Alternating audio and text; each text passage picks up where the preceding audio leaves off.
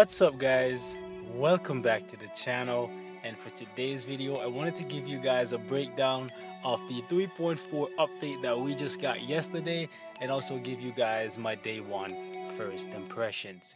Now I know a lot of you guys were expecting me to make a video on the patch notes yesterday, but I had mixed feelings about that, guys. The fact that we were once again denied the opportunity to play with Apocalypse. So very sad about that. I had mixed feelings about the update, so I decided to just go ahead and wait, see how everything looks when the dust settles, and try to find the silver lining in all this. So without further ado, let's go ahead and jump right into this and take a look at what you guys are probably most interested in seeing, and that is the new characters. So we got 3 new characters in the update, so I know a lot of people are excited because these guys are fan favorite.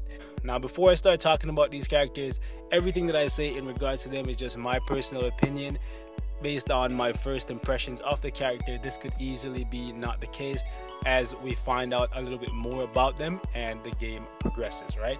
So the character that I honestly feel is the best out of this batch right here is definitely Scarlet Witch. Based on first impressions, like her skills, guys, her freaking skills, man. Like, she has the same cost as Thanos, so keep that in mind in terms of black antimatter, chaos norm stones, and bios, because she comes as a tier 2 native. So she's gonna have the same cost as someone like Thanos, Odin, or Dormammu. So keep that in mind, guys. So when you're leveling her up, that's the kind of cost you're gonna have to expect to pay. Lots of bios, lots of black antimatter, lots of gold, lots of chaos norm stones. Keep that in mind. However, when you look at her kit, she brings a lot to the freaking table. She brings an amazing freaking leadership. This goes all the way up to 45%. On top of that, in her freaking kit, guys, she has damage block, energy reflect. Yeah, energy reflect, similar to freaking Destroyer. Don't know how strong it's gonna be yet, but she has energy freaking reflect, which is great for countering the meta in the game right now. So she has damage block, energy reflect, a guard, and healing. Listen to me, guys. She has damage block, energy reflect, a guard, and healing. Four freaking ways of preventing herself from taking damage. On top of that, she has multiple iframe skills. So you can see why I honestly feel like she's going to be the best character from this lot. She also comes with a good bit of AoE in her kit and a lot of debuffs. So my personal opinion, guys, is that Scarlet Witch is going to be the best character from this update. Trust me, okay? I may be wrong, but first impressions, I'm gonna put my money on Wanda, guys.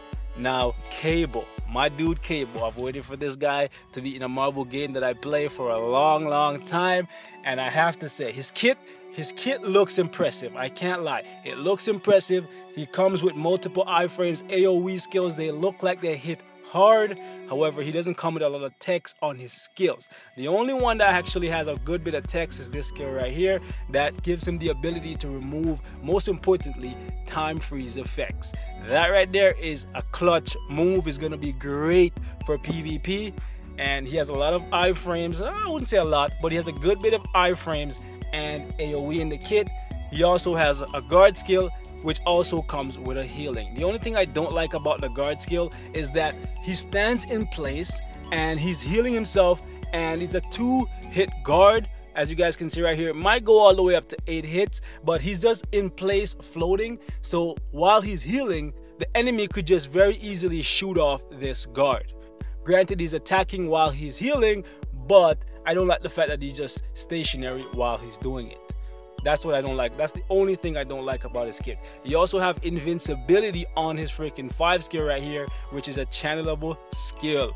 Freaking crazy. This skill right here is probably going to pump out a lot of damage, but just by the looks of it, I don't know if it's going to pump out the kind of like damage that Jean Grey is able to pump out of her 4 skill. And the reason why I compare him to Jean Grey is because he's going to be the one that actually causes you Macron crystals and Phoenix feathers. So he's going to have the exact same cost as Jean Grey, which leads me to believe that he may end up being the best one from this update. He may end up being the best one from this update, but just looking at his kit, looking at his skills, I have to say Wanda looks far superior. She looks like she brings a lot more to the table. Sad to say, because I love Cable. Still really happy he's in the game, and I'm still going to have a lot of fun with him. But just from looking at all this, I honestly feel that it's going to be Wanda, guys. It's going to be Wanda. Really happy with the model for him. I was really happy about it. I thought the picture that we got with Cable on it was what we're going to actually get. I'm very happy that was not the case. This model of him looks badass. I cannot lie. It looks badass. Wanda's model also looks good. It's about what she normally has, so that's why I didn't really speak on that. Now, my boy, guys, the Dark Horse, the White Knight, the Speedster, freaking Quicksilver, guys. I really love this guy. He's the character that I'm probably gonna build first. Well, not probably, he's the character that I'm gonna build first. I'm gonna invest heavily into this guy because I'm a die-hard Quicksilver fan. Also, I love his uniform. I love how he looks. And this right here is a funny ass, it's a really funny thing that Netmarble did. I gotta salute them for that. That's funny. But anyways, yeah, really love how he looks. Love how they took something as simple as running and made it very cool. Love the fact that he has multiple AoE skills. He has iframes on pretty much all of his skills, and he has a good bit of CC. My only concern with Quicksilver coming to this game was 1, CC, and 2, damage, because I already knew he was going to be speed. Only class he could be. People were saying combat. I could see him being combat, but I saw him being speed. And on top of that, I'm already hearing praises about this guy scoring over 200k in ABX on Speed Hero Day, and this is the first day, so definitely gonna invest heavily in this guy. Can't wait to play with him. Now on to the new uniforms. Now these uniforms right here, guys, both of them are underwhelming. I gotta say, both of the uniform, both Cyclops and Beast, are both underwhelming. Visually speaking, I think they look cool. I absolutely love how Beast's uniform look. However, the uniforms just don't do enough for them to justify buying them. If you love them as a character, go ahead and buy it. It can't make them any worse. But for me, I'm gonna hold on to my crystals unless for some reason, by some chance, by some miracle, I decide that I'm gonna upgrade Wolverine's uniform when I get it, because it is without a doubt a fact that you're gonna need these uniforms to upgrade Wolverine's Age of Apocalypse uniform, right? And the reason why I feel like these uniforms don't do enough for them is because although they do get a couple slight skill changes, it's not enough to make it so that it's a game-changing uniform. It's not going to take them from where they are now as a character, which both of them are solid, and make them all of a sudden super OP. It's not going to make them ABX material or like World Boss Ultimate material. Both of them are solid tier 1 and tier 2 characters, but these uniforms are not doing enough for them to justify you spending your 750 crystals. Looking at these uniforms and the slight tweaks they got, based on the fact that these guys are blast and freaking combat, immediately what came to my mind was She-Hulk's uniform and freaking Star-Lord's uniform. Granted, both Cyclops and Beast are significantly better characters, base kit speaking, when compared to She-Hulk and Star-Lord, but in terms of what their uniform do, where give them a slight boost to like their leadership or their passive, and not really so much for the character individually, makes it so that it's very easy to draw a comparison between those 4 characters. So for me, these uniforms are not something that you should prioritize if you need to buy other uniforms first, like let's say characters like Iron Fist, Sharon Rogers, and so on. Prioritize those uniforms first, because these ones, you don't need them. You don't need them unless you're going to be upgrading Wolverine's uniform when we get it next month. Hopefully, no more delays. Alright, next thing that I want to touch on, guys, is the World Boss mode. Now, more specifically, World Boss Beginner mode. Now, World Boss Beginner mode is only for new players. Players that's been playing, in my opinion, for less than 1 freaking month. If you've been playing this game for less than 1 month, then the World Boss Beginner is for you. Because this right here is going to give you a small amount of rewards that you would otherwise not be able to get because you couldn't clear normal. So if you've been playing for more than a month, or if you've made some really smart investments early on into the game, your priority should still be to be clearing normal mode. That should still be your priority, as the rewards for normal is significantly better than what you get from these, okay? these two pop-ups are still here. So yeah, these rewards, no, you definitely want to stick to the normal. Now, another really cool thing right here, as you guys can see today is Wednesday for me, guys. So take that in. Infinity downloads on a Wednesday is not something you often see or ever see. So right here, this is the new feature, World Boss of the Day, or the featured boss, where defeating the featured boss will grant you some additional rewards. And if you're not trying to unlock Quicksilver, Cable, Scarlet Witch, Apocalypse, and whoever else gets added, you should always be trying to beat the featured bosses, because not only are they going to give you the rewards that you would get from beating just the normal boss of the day, the featured boss is now going to drop you additional rewards, which include Urus. Yeah, Urus. All the way up to 3 stars is not that great, but you can get some Urus and save yourself some energy. And more importantly, you can get some Phoenix feathers, but even more importantly, some Macron crystals. I can attest to this because I actually got 26, I believe, Phoenix feather today. No, not today. Yesterday. So yeah, and I've also had Alliance members saying they've gotten Macron crystals. So featured boss or boss of the day, you definitely should always be trying to clear those ones if you're not trying to unlock any of these guys that we may get into the future of Future Fight. Another big change that we got in this update that may slide under the radar for a lot of people is the changes to the Shield Lab, guys.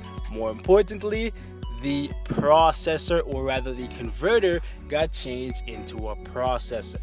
This is great. It's better than ever before, and I highly recommend you guys upgrade this thing. Before this update, my processor, or rather my converter, was level 1, and I never had any, and I mean any, intentions of ever touching it. And I believe Netmarble saw that trend between the large majority of the player base, and that is why they made this change right here. And it's a really good change, a welcome change. I absolutely love it, because as you guys can see right here, you can actually now get bios. Yeah, bios, by converting the antimatter, not black antimatter, just the regular antimatter that you get from your generator. You can convert those with Europe kits and norm stones into character bios. This is amazing. It's actually amazing. Before, you had to convert 2 random character bios into 1 character bio, which was a rip-off to me. 2 for 1 was never a good deal, which is why I never touched this. Now you can use those useless stones, or not, I wouldn't say useless, but those stones you have lying around that you don't necessarily need, and you can take those and convert those into bios. So definitely a really good trade-off. However, my personal opinion, guys, the best way of spending your resource is going to be right over here, guys. Using them to make freaking comic cards and Urus. Those are going to be the 2. I don't have them unlocked yet, so that's why I suggest you guys rank up your store, because that's exactly what my mission is now. My mission is now to get this thing to 15, level 15. Because in my opinion, the best possible thing you can get out of here, this entire processor as a whole, the best thing you can get are cards, because that's going to save you a significant amount of energy and hopefully give you the opportunity to get some of those premium cards. I would love if they sprinkled even 1 or 2 of the premium cards in here. That would be great, but that might be just wishful thinking. But anyways, this is going to save you a significant amount of energy getting even 1 4-star card in here. So definitely, in my personal opinion, the best thing you can go for in here is the comic cards, and I would rank this as comic card, Uru, Obelisk, and ISO. That would be the way that I would rank it from 1 to 4. So comic card, Uru, custom gear, or Obelisk, and then ISO. I wouldn't go for the boosters as much as I would go for just a regular ISO, just because personally I run out of chaos ISOs very often. So if you get a 4-star in here, that would be a very good deal, because majority of us in the game right now, we use the attacking ISO sets pretty often, and the majority of the ISOs that you use on those sets are chaos. Okay, so personally I would go in that order. All right, another really cool change that we got in this update, guys, is the changes to special missions. Let me go ahead and grab it from here. And as of right now, guys, in my personal opinion, special missions are better than ever before. Now you never have to worry about speed clearing anything in order to make the most out of the 20 minutes that you were originally given. because prior to this update, guys, you had to try your best to get as many runs as you could possibly get in 20 minutes. And for most of us, that would be about 18, 19. For me, I think the most I've ever gotten was about 19 using my Jean Grey. And yeah, not everyone has a Jean Grey. Now you're guaranteed at all times, no matter when you do it, no matter if you're a new player, no matter if you're a veteran, everyone is now on a level playing field. It's all up to RNGs with your bio drops, but everyone has the same amount of entries. So 20 entries, everyone has it, and that is great. You're not getting robbed here, because the most you were ever going to get in terms of running these missions manually with the timer was 20. I don't see anyone getting more than 20 runs in 20 minutes because of loading screens and all that stuff, okay? So definitely a really good change, especially for someone like me. Like before this update, guys, sometimes I would like put my phone down on the charger, run my special missions. I'll come back, somebody called me, I come back, my freaking phone is paused, my characters are just chilling there, and my special mission timer is running or ran out because my phone is freaking paused. So I absolutely hated that. That pissed me off so much. And sometimes my phone would even crash while it's running my special missions, and I got super freaking heated because I have to reboot the game, and sometimes that didn't work. I have to reboot my phone, waste a whole bunch of my special mission time that I would never be able to get back. So now you don't have to worry about small little nonsense like that because you have that 20 runs. Definitely a welcome change. Absolutely love it. On top of that, these things can actually be clear ticketed. So if you don't have the time to sit there and wait, or you don't want to run it on like auto repeat because you still have to sit there for 20 runs, you can just clear ticket it, and you don't have to worry about missing on your hidden routes either, because if you clear ticket it, which I tried earlier today, you still get the chance to get hidden routes. So definitely a really freaking good change. Nothing negative in this. Absolutely love it. Okay, there's nothing negative to say here, guys. Another thing that is a really, I would say, interesting change about this update, which I'll touch on in a second, but since I'm here, Epic Quests. As of right now, guys, all of the Epic Quests cost energy. And I say that because before this update, the Dark Dimension cost you Dimension Debris. Now, as you guys can see right here, it cost me 8 energy. And that is now the case for the Epic Quest. Everything now costs you energy because of the recent change that we just got, where hot time is officially dead.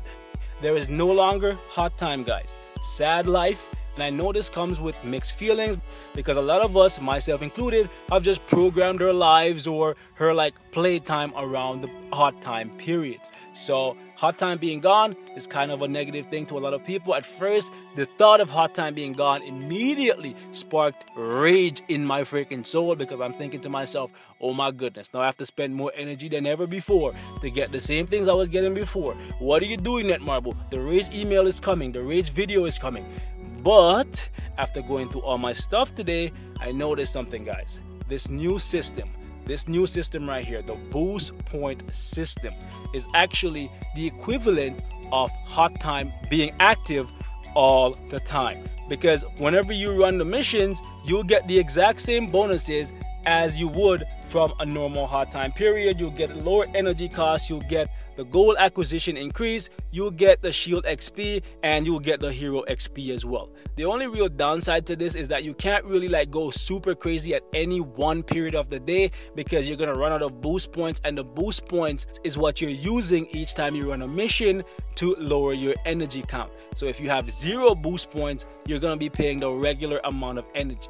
But rest assured, guys, these boost points actually come back in 1 minute and 30 seconds, so they'll stock up pretty easily, and before you know it, you'll be back at 100 in literally no time. And for me, guys, I did my missions throughout the day just to see what my energy expenditure would be and how many boost points I would have on average. And to be honest with you guys, I didn't go below 30. Which means that as long as you're not a procrastinator and you don't leave everything until like an hour before the reset and then try to clear ticket everything, you should be fine, and your energy expenditure will be about the same, if not a little bit lower. Okay?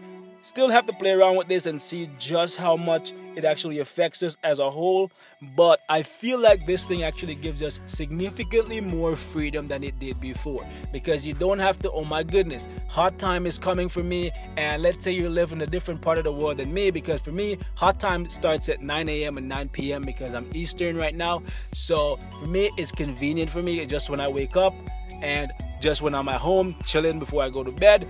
However, everyone is not me. Not everyone lives in the Eastern Standard Time. Some people, this could be at 3 a.m. Can you really say that this is fair for me to be getting my hot time at times that is convenient for me, while somebody has to wake up out of their freaking dead sleep at 3 a.m. to play for 2 hours to try and get as much as they can done, just because hot time falls at an inconvenient time for that person? I don't think it's fair, just because I live in a different time zone than you. So this right here kind of puts everybody on the same playing field, where no matter where you are in the world, no matter what time you're doing your missions, you will still get that hot time effect. Really like it, and I'm hoping that it stays where it is right now, where it's beneficial to everyone. But we'll just have to wait and see how this thing works out long term. Oh yes, something that I forgot to touch on earlier, unlocking these world bosses. So let's jump back into the world boss mode, and let's talk a little bit about unlocking these world bosses, because there's a specific way that you have to go about unlocking these world bosses. However, it's not really that crazy. This requires you to do your normal in-game activity, and over time you will eventually unlock them. However, if you're impatient and you want to get them right away, there is a crystal cost. I believe this right here was 2,000. Can't be too sure because I started doing some of the stuff in the game without even checking this, right? Unlocking Cable right away is, I believe, around 5,000. As you guys can see, I'm down 1,000 here as well. So yeah, unlocking Cable right away, that's 5,000. Unlocking Scarlet Witch is right now 6,750. So I believe that this started at about 8,000. Overall, to unlock all of these guys, you're looking at freaking like what, almost 1,500 freaking crystals. So yeah, the whales in this update, they can still do their thing. However, everyone that is complaining, you should not be complaining. This is a good thing. Every single one of these characters can be attained for free by simply playing the game. And I said it on the live stream, so if you guys were there, and I'm gonna say it again, we should all be counting our blessings. This is a good thing, because Scarlet Witch and Cable are fan favorites, and they could have easily found a way to make them paywall exclusive, right? So for people like me, who's a freemium, who spends when he needs to, this right here is a blessing in disguise, because it means I don't need to spend. And if I don't need to spend, guess what? I'm not going to spend. As much as I love Cable, I can wait to unlock him and simply just do the in-game task that I was going to do anyways, and keep that money in my pocket for when Deadpool gets added to the game, and if they end up making him a paywall.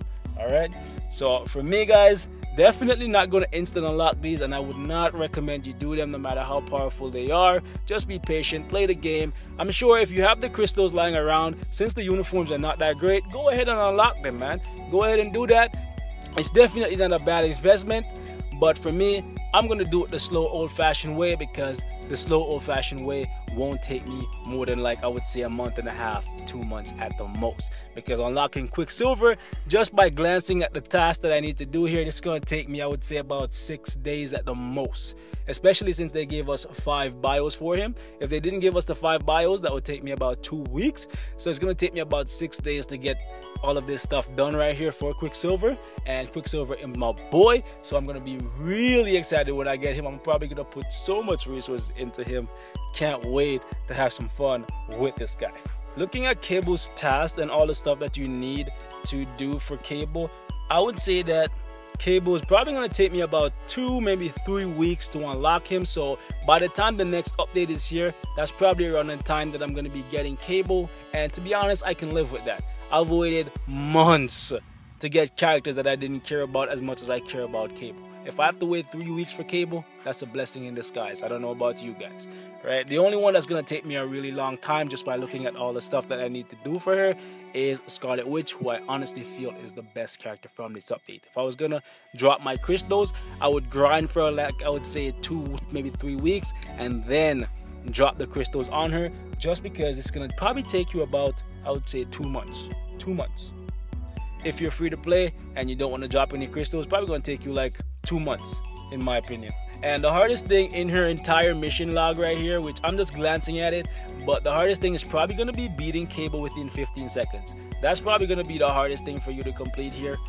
So yeah, the rest of them don't look too difficult at all. So like I said, guys, we should all be happy that all of these characters came to the game. It's not a bunch of characters, so we didn't get a whole bunch of characters. I'm not happy about it. I would have liked it if we got a couple bio selector characters in this update, but Netmarble did a good job with this update. They brought in some new world bosses to make things a little bit more fresh once again. They switched up the world boss rotation. They even brought in a beginner mode to help in the scrubs like myself who are coming in the game new and they just want to have some fun and get a little bit of rewards so that they can catch up a little bit faster, and I respect that. Definitely gotta salute Netmarble. They did a good job with this update. They sure changed us on Apocalypse. I gotta say that. They freaking pulled the bait and switched on us again. And I feel like that may be due to the fact that they ran into some technical difficulties. I feel like they ran into something that made it so that they could not give us Apocalypse. Although, who knows? Maybe they just liked being a tease. I don't know. But the fact that Quicksilver and Scarlet Witch came in this game and they're not classed as humans or as mutants, I feel like something went awry and they had to like hold off on Apocalypse a little bit more. But either way, I'm happy with the update and I'm glad I didn't completely lose my shit yesterday. Okay? Another thing that I want to touch on before I leave you guys, man, is the pre-event. The pre-event shop right here. A lot of you guys may be wondering, what is the best way of spending? No, we're not buying nothing here. What is the best way of spending your freaking event tokens? Now, my advice to you guys, if you're still working towards Jean Grey, bios. Buy the bios for all three of these guys. They will not let you down. Beast is the beast. Cyclops is cool. Rogue is amazing. Okay, so all three of these guys is what you should drop all the tokens on. If you're already done the quest, or if you're at the point where you don't need more bios for these guys, my personal opinion, get clear tickets. Not hidden tickets, clear tickets. You know why? Because as the game is progressing, there is becoming more and more content in the game, and the more content that Netmarble adds, the more we're seeing the ability to use clear ticket to clear the game's content. So my advice to you guys is to start stockpiling clear tickets when you can, because eventually there'll be so much stuff in the game that you won't have enough clear tickets to keep up with it. Now, unfortunately, there's only a limit of 1, but it is cool. Get some clear tickets, and the rest of it I'm gonna throw at freaking Cyclops, maybe Beast, or maybe Rogue. But that's all I have to share for this one, guys. Like always, thanks for watching. Let me know how you guys are feeling about this update. Are you mad? Are you happy? What are you happy about? What are you mad about? Let's talk in the comments, guys. Like always, you guys are freaking amazing, and I love you guys. See you on the live stream, and I'm out. Peace.